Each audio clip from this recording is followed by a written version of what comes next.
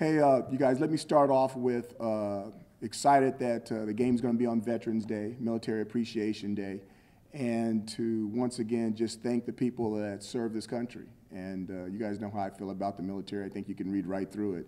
And it'll be an exciting time, and hopefully we'll have a huge turnout and give everybody something to cheer about in the Dome. So I'll open it up for questions. Yes, sir. I mean, tell me, sir. All right, so, a lot of close calls, especially on the road for this team. And it's been said, the team might be better, but maybe they need to learn how to win. What's your take on that? I think the team is really close together. I think we have a really good football team. I think that people need to look into, yes, we have not won on the road, but you need to look at where we're playing and who we're playing. I think when you compare it to some other people in the league that have won road games, I think our team would do just fine. So we've had some tough luck. We haven't gotten it done yet, and we'll get one more opportunity this year. You don't believe in that know-how-to-win stuff? I believe that there comes a point where you're in a lot of close games, and all of a sudden the dam breaks and you start winning a whole bunch of close games. Chris, and then Matt. You guys have had a tough time on offense to open games this year. Is that just a happening, or is there something that you think is causing that? It better be a happening because we're doing a lot of different things for that not to happen, and we'll see. It's not an issue that we've ever had before. I don't want to make it any bigger than what it is, but we're looking forward to seeing if we can buck that trend on Saturday. What types of things can a coach try to spark a change? Like what have you tried? There's numerous things. I'm not going to start throwing them out there, but we're going to try something different this week as well. Matt? Coach, pretty simple question here. Have you ever coached a quarterback tougher than Eric Denny? I've coached a lot of good quarterbacks, a lot of tough quarterbacks. I've never seen anybody that's as reckless the way he gives up his body. I've never coached a quarterback like that before. Now, I was on a team with RG3, and RG3 played that way, but I didn't coach RG3. But he plays the game very recklessly, no doubt. In the back? Hey, Coach, looking back from last year to this year, how much has the secondary improved in your eyes? I think they've improved a great deal. I think, obviously, we've got a lot of injuries back there, and we're going through a lot of personnel. Guys that started the season aren't the guys that are finishing the season. I think, but for the most part, I think they've done a good job. Preface my question with a couple quick things. Don't ask me too many this morning. I've had a long night. I've asked you enough injury questions. Okay. Assuming you're still figuring out what's wrong with Eric, he's getting follow-up treatment. Absolutely. And I've asked you about who you might play as a backup, and you always say you want to play your best option. Yes. So, heading into week 10, Tommy DeVito obviously hasn't played yet. Is there a situation in which you would burn a quarterback's red shirt this late in the year if you thought he was the best option going forward? We're always trying to play to win. If we think that gives us the best opportunity to win based off of weighing all the situations, yeah. And we don't even look at it as burning. We're looking at it as an opportunity for him to step up and help the family win. And can you just kind of shed a little light into what the first couple months of the season have been like for him? How much time has he spent working with the offense? Has he done scout team stuff? Like, how ready would he be to potentially play? Again, you're talking about somebody that hasn't stepped on the field, that may not even step on the field. Practice stuff. But he practices. We prepare him like we prepare all our quarterbacks. He would be better off. He would be okay. Okay, he's still around the offense. Joe? Just wondering what kind of improvements or changes you've seen from Rodney Williams, given he's got his spot back after Jordan Martin is done for you. Rodney's out there battling. There's been some situations where I think he's done a fantastic job, and then obviously there's some situations where he's been rusty. He's not completely healthy yet. I think he's still working on some things in the training room, but he's out there giving us great effort. Just unrelated to football, yesterday's shooting, deadliest in the state of Texas. Obviously, you have ties to the state. Just wondering if you have any comment on that. No, just how sad of a situation. And, anytime you start talking about, I don't want to get into it. I mean, guys, of all the places you can go, you're going to go into a church. I mean, it's just, I don't want to talk about it. And then just secondly, on Devin and Butler coming in on third downs a lot. Just kind of what have you seen from him, grad transfer, and how would you evaluate it? Now, when you say Devin Butler on our team, you need to say offense or defense, right? Yeah, I think he's done a nice job for us in the nickel position. You're talking about Devin Butler on defense. He's done a nice job for us in the nickel position.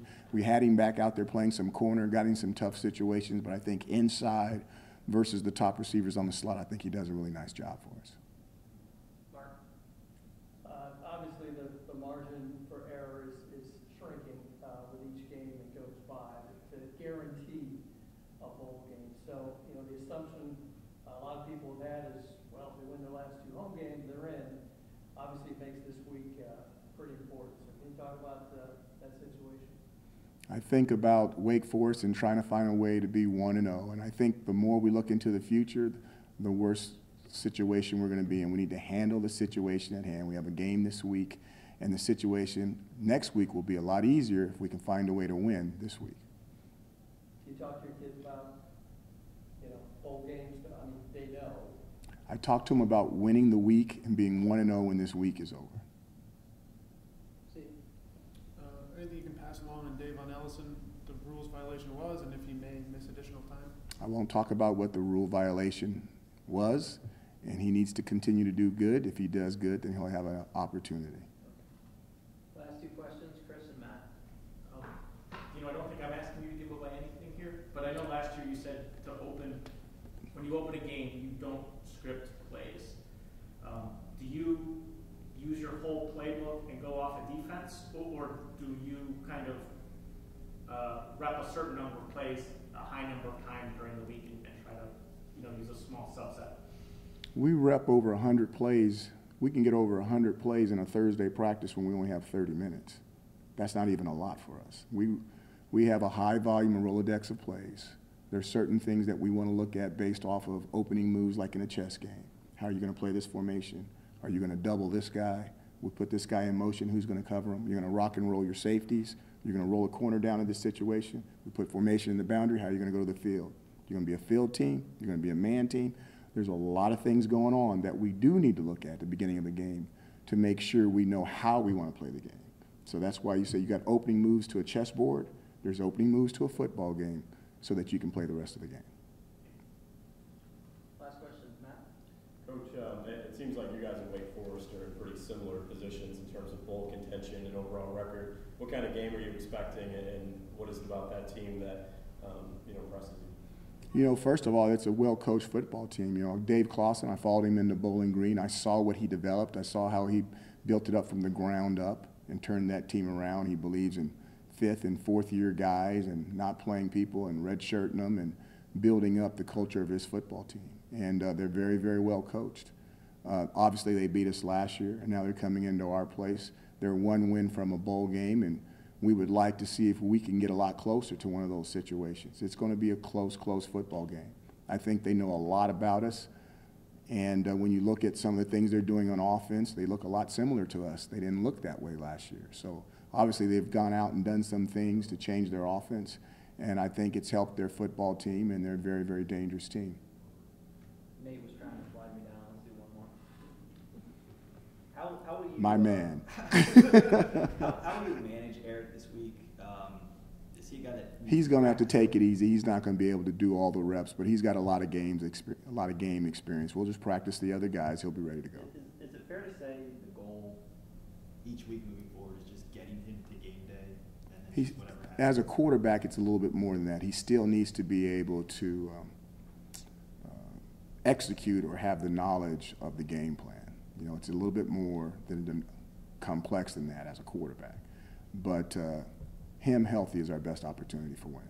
Has it been a big undertaking, not just the past couple of weeks, but really going back to, I don't know, late September? Keeping him healthy? Keeping him. No, I think if you look, he looks totally different from the Dungy that you guys met. I mean, he's 20 pounds bigger. He's stronger. He's explosive. People tackle him, and he doesn't always goes down. I mean, this is a big cat. Now he's changed his body. He hasn't been living in the training room every week to get to the games.